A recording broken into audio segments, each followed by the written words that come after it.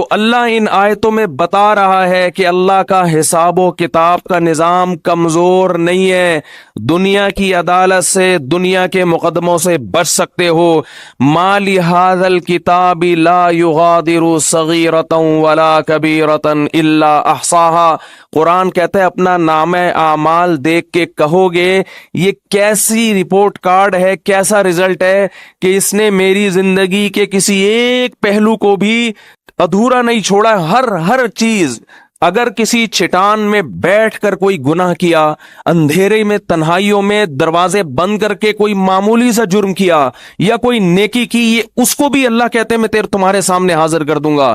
تو بھائی اللہ کا نظام ہلکا نہیں ہے، وہ بہت مضبوط نظام ہے اس کا. اور اللہ نے یہ سارا نظام جو بنایا، اور اللہ نے جو ہزاروں پیغمبروں کو بھیجا اور قرآن میں جہنم کی وعیدیں اور جنت کی خوشخبریاں دیں، اس لیے نہیں دی کہ آپ کو یہ آپشن دیا جا رہا ہے کہ آپ نماز پڑھیں نہ پڑھیں. پڑھیں گے اچھی بات ہے، نہیں پڑھیں تو اللہ غفور الرحیم ہے. آپ بہنوں کی وراثت دیں نہ دیں، دے دیں گے تو اچھی بات ہے، نہیں دیں گے تو اللہ غفور الرحیم ہے.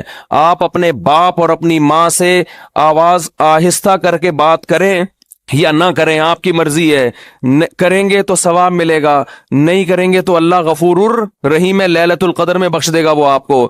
آپ کی مرضی کہ آپ یتیم کا مال جو آپ کا چھوٹا بھائی ہے، وراثت جس کی پوری بنتی ہے، آپ بڑے ہونے کا ناجائز فائدہ اٹھا کے اس چھوٹے کی وراثت کھا جاتے ہو. آپ کی مرضی ہے، نہیں کھاؤ گے تو ثواب ملے گا، کھا جاؤ گے تو لیلۃ القدر میں سب کی بخشش ہو جائے گی، شب برات میں ہو جائے گی بخشش، عید کے دن بخشش ہو جائے گی، رمضان میں بخشش ہو جائے گی. آپ اگر جمعے کے دن مر گئے تو آپ کی بخشش ہو جائے گی، آپ اگر لیلۃ القدر میں مر گئے تو آپ کی بخشش ہو جائے گی. اگر اس طرح سے میرے بھائی بخششوں کا نظام ہوتا تو قرآن اتنی وعیدیں نہ سناتا. وَإِذَا الْمَوْءُودَةُ سُئِلَتْ بِأَيِّ ذَنبٍ قُتِلَتْ، یہ نہ بتاتا کہ جس دن زندہ دفن کی ہوئی بچی کو زندہ کر کے اللہ پوچھے گا بتا تجھے کس جرم میں قتل کیا گیا. پھر قرآن یہ نہ کہتا کہ جو یتیم کا مال کھاتے ہیں وہ اپنے پیٹ میں جہنم کے انگارے ڈال رہے ہیں.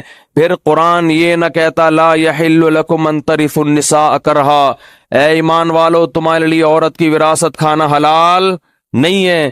پھر قرآن یہ نہ کہتا ان الذین یکسبون الاثم سیجزون بما کانوا یقترفون، گناہ کرو لیکن یہ دماغ میں رکھ کے عن قریب اس کا بدلہ تمہیں ملنے والا ہے، اس کی سزا تمہیں ملنے والی ہے، تمہارے خلاف کیس چلے گا، اس کی سزا ملے گی.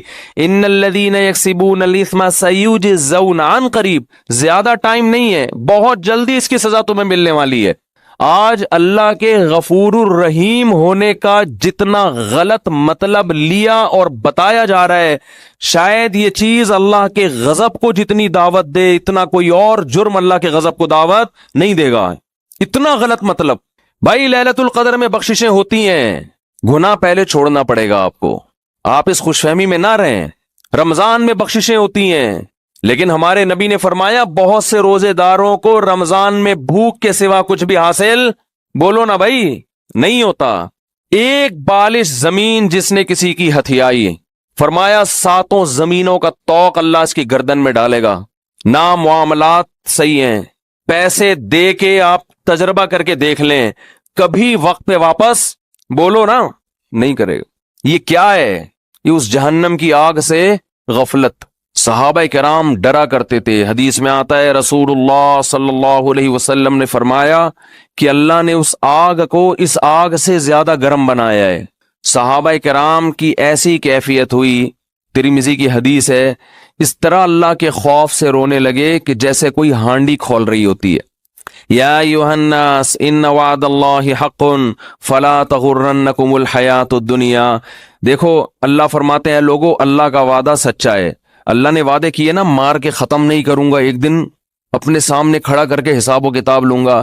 اللہ بار بار یاد دلاتا ہے اے لوگو اللہ کا وعدہ سچا ہے. تو اللہ تجھے یہ بتانے کی کیا ضرورت ہے کہ میرے وعدے سچے ہیں؟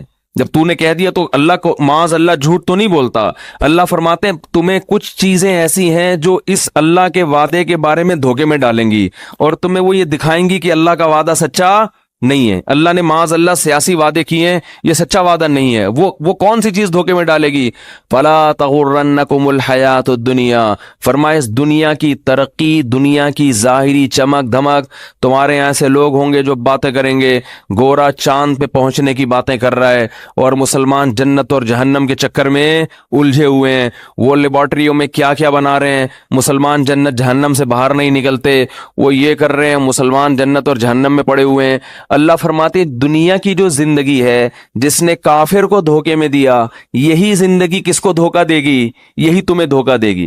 اس زندگی میں جب تم ترقی کی جتنی قسمیں دیکھو, چاند پہ پہنچنے کی, مریخ پہ پہنچنے کی, خلائی سیاروں سے چھلانگے لگانے کی, اس دنیا میں ایک چیز غور کر لینا, اس کے آگے موت ہے جو اس ساری ترقی کو چند سیکنڈ اور منٹوں میں خاک میں ملا کے رکھ دے گی. یہ ایسی ترقی ہے جو ورلڈ ٹریڈ سینٹر جیسی عمارت کو چند گھنٹوں میں زمین بوس کر دیتی ہے. اس لیے اس میں ترقی کرنا, مگر اس ترقی کو اصل مت سمجھنا, اور اس دنیا سے دل مت لگا کے اللہ سے غافل نہ ہو جانا. تو یہ بہت بڑا فالٹ ہے اس دنیا کے اندر, اور یہ فالٹ سمجھ میں اس وقت نہیں آتا, اس وقت تک جب تک خود اپنے اوپر بھگتتا نہیں ہے انسان.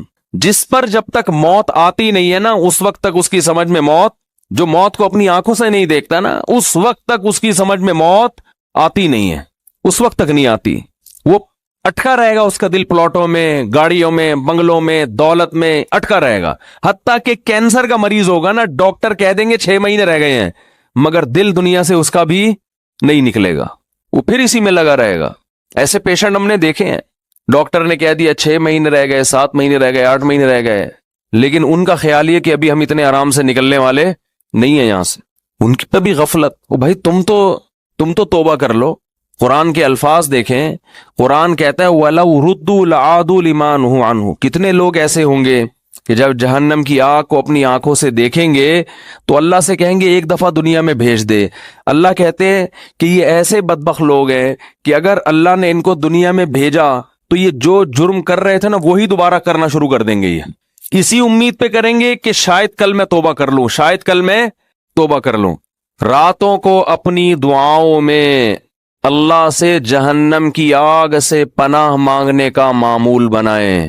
یہ چیز آج ہماری زندگیوں سے نکل گئی ہے. والذین آمنوا مشفقون منہا, فرمایا کافر مانگتا ہے کہ کہاں ہے وہ جہنم, کہاں ہے وہ آخرت, دکھاؤ مجھے. فرمایا اور مومن اس سے خوف کرتا ہے, اس سے ڈرتا ہے, مطالبہ نہیں کرتا. تو اللہ نے قرآن میں کیا کہا, لَأَمْلَأَنَّ جَهَنَّمْ, میں بھر دوں گا انسانوں سے اور جنات سے جہنم کو. اللہ کے لیے یہ ان ذَلِكَ عَلَى اللَّهِ يَسِيرٌ. پھر قرآن یہ بھی کہتا ہے کہ اللہ پر یہ کام مشکل نہیں ہے. یہ کیوں کہا اللہ نے کہ اللہ پہ یہ کام مشکل نہیں ہے؟ ظاہر ہے جس نے آسمانوں اور زمینوں کو بنایا, ساری کائنات کو بنایا, اس کے لیے کیا مشکل ہے کسی کو یہاں سے اٹھا کے وہاں پھینک دے. لیکن اللہ یہ لفظ اس لیے بیان کرتا ہے کہ تمہیں ایسا لگتا ہے کہ اللہ ایسا نہیں کر سکتا. اتنے سارے انسانوں کو کیسے ڈالے گا؟ کیا اس کا دل نہیں ہے؟ کیا اس کو رحم نہیں آئے گا؟ اس لیے اللہ نے فرمایا کہ نہیں آئے گا رحم. یہ تم خوش فہمی میں مبتلا ہو کہ مجھے جتنا رحم آنا تھا مجھے آ گیا ہے. یہ رحم ہی تو ہے. کتنی مہلت دیتا ہے وہ, بار بار توبہ کا موقع دیتا ہے. 1000 بار بھی گناہ کیا, 1000ویں بار توبہ کرو گے, اسی طرح قبول کرے گا جیسے پہلی دفعہ توبہ قبول کی تھی. یہ رحم ہی تو آیا تھا. اب تم یہ چاہ رہے ہو کہ وہ اتنا رحیم بن جائے کہ آپ جو مرضی کرتے رہو وہ بخشتا رہے تمہیں. اس خوش فہمی میں مبتلا ہونے کی ضرورت, بولو بھائی, نہیں, ایسا نہیں ہے. ام نجعل المتقین کالفجار. انداز دیکھیں قرآن کا. قرآن کہہ رہے کیا تم یہ سمجھتے ہو کہ نیک اور برے لوگوں کا انجام سیم کر دوں گا؟ دیکھو یا تو آخرت میں جنت ہے یا جہنم, تیسری کوئی جگہ نہیں ہے انجام کے اعتبار سے, تیسری کوئی جگہ نہیں. یا تو ادھر یا, بولے نا بھائی, تیسری کوئی جگہ نہیں ہے. تو اللہ فرماتا ہے اگر میں نے سبھی کو بخشنا ہے تو اس کا مطلب جو بیچارے گناہوں سے بچ رہے ہیں وہ بے وقوف ہیں پھر نا. یہی مطلب ہوا نا. وہ تو پاگل ہیں, وہ رمضان کے روزے رکھ رہے ہیں, وہ راتوں کو اللہ کے سامنے کھڑے ہو کر پناہیں مانگ رہے ہیں اللہ سے, وہ مالی معاملات میں حرام سے بچتے ہیں, ان کے دل میں میرا خوف ہے, وہ مجھے خوش کرنے کے لیے غریبوں کو کھلاتے ہیں, وہ امن ہوا قانت آناء اللیل، اللہ فرماتے ہیں بھلا وہ آدمی جو رات کو اٹھ کے مجھے پکارتا ہے، ساجدا وقائما، کبھی سجدے میں کبھی قیام میں، یحذر الآخرہ، آخرت سے ڈرتا ہے وہ، ویرجو رحمت ربی، رب سے امیدیں بھی لگا کے بیٹھا ہے اور آخرت سے ڈرتا ہے، یعنی خالی امیدوں پہ نہیں چل رہا، خوف بھی ہے، تو بھلا اس کو، اور جو ساری رات سوتا رہتا ہے، جو ساری رات ڈرامے فلمیں دیکھتا رہتا ہے، جو ساری رات اسنوکر کلب پہ بیٹھا رہتا ہے، جو ساری رات باپ اور ماں کو ستاتا ہے، جو ساری رات گناہوں میں زنا میں وقت گزارتا ہے، تو تم کیا سمجھتے ہو دونوں کو میں ایک جیسا کر دوں گا؟ ہے بھائی، دونوں کا انجام ہے، اس کو بخش دوں گا بس، چل بھائی چھوڑ، بس بخشش ہو گئی، کوئی میں بہت غفور ہوں، میں بہت بڑا ہوں۔ لیلۃ القدر کو دونوں جاگ لیے تھے تو اب دونوں ایک جیسے ہو گئے۔ بہت مشکل ہے بات سمجھانا، بہت مشکل ہے۔ لیلۃ القدر میں چونکہ دونوں جاگ لیے تھے، اب دونوں کیا ہو گئے ہیں بھائی؟ سیم۔ تو اللہ کہتے ہیں ام نجعل، بھلا ہم ایسا کریں گے، ہمیں تم نے یہ سمجھا ہوا ہے، ایسی بے انصافی، ایسی دھاندلی تو دنیا میں کوئی کرپٹ ترین حاکم نہیں کرتا، عدل و انصاف کا بادشاہ ایسا کیسے کر سکتا ہے؟ خوف پیدا کرنے کی ضرورت ہے، جن گناہوں کی طرف ہم جا رہے ہیں اور بغیر کسی بریک کے چلتے چلے جا رہے ہیں، برداشت بالکل ختم۔ قرآن نیک لوگوں کی صفت بیان کرتا ہے، الکاظمین الغیظ، غصے کے کڑوے گھونٹ کو پیتے ہیں، یہ باپ کے سامنے غصہ نہیں، ماں کے سامنے نہیں، اپنے بڑوں کے سامنے نہیں، آج چھوٹوں پہ برداشت کر لیتا ہے، طاقتور ہے، اور بڑے پہ برداشت نہیں کرتا۔ میں کہتا ہوں جتنی باس کی برداشت کرتے ہو، اس کا 10واں حصہ اگر باپ کی برداشت کر لو تو شاید بخشش ہو جائے۔ وہ باس تمہارا کچھ نہیں لگتا، وہ صرف پیسے دیتا ہے تمہیں، پیسوں کے لیے رکھا ہوا ہے۔ جس دن تم نے دیکھو سعودی عرب سے 20 سال لوگ جاب کر رہے ہوتے ہیں، جاب لیس ہو کے یہاں نظر آتے ہیں، میں پوچھتا ہوں یار آپ تو 20 سال سے ایک سیٹ کے پاس ملازمت کر رہے تھے، اب کیا ہوا؟ کہتے ہیں یار وہ مجھے گردوں کا کوئی مسئلہ کھڑا ہو گیا تھا، فورن کمپنی نے نکال دیا۔ کہتا ہوں یار 20 سال آپ نے جس کمپنی سے وفا کی ہے، گردوں کے تھوڑے سے مسئلے پہ اس کمپنی نے آپ کو نکال دیا، تو آپ کو ٹینشن نہیں؟ کہہ رہے ٹینشن کس بات کی بھائی، وہ مجھے ملازمت کے لیے رکھا تھا، اب میں ہارڈ ورکنگ کر نہیں سکتا تو انہوں نے نکال دیا۔ بالکل صحیح کیا، باس نے مجھے کہا کہ ریزائن دے دیں آپ، میں نے دے دیا ریزائن۔ جنہوں نے اپنے مفاد کے لیے رکھا ہوا ہے، جہاں آپ کو کوئی بیماری ہوئی فوراً آنکھیں